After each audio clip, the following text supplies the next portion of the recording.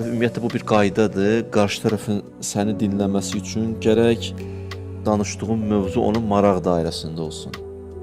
Maraq dairəsində olsun. İlk öncə mühüm məsələ budur. Mövzu bizə maraqlı gəlir, elə bilirik hamı üçün maraqlıdır. O maraq dairəsində deyil, o səni dinləməyəcək.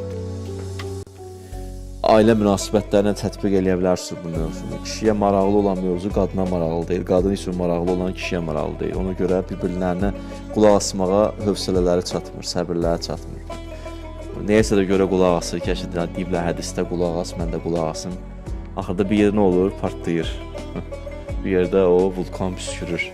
Mənə lazımdır bu söhbət, məsələn. Bəzən sənə maraqlı olan mövzu qarşı tərəf üçün aktual deyil. Belə olanda ünsiyyətlər də yorucu olur.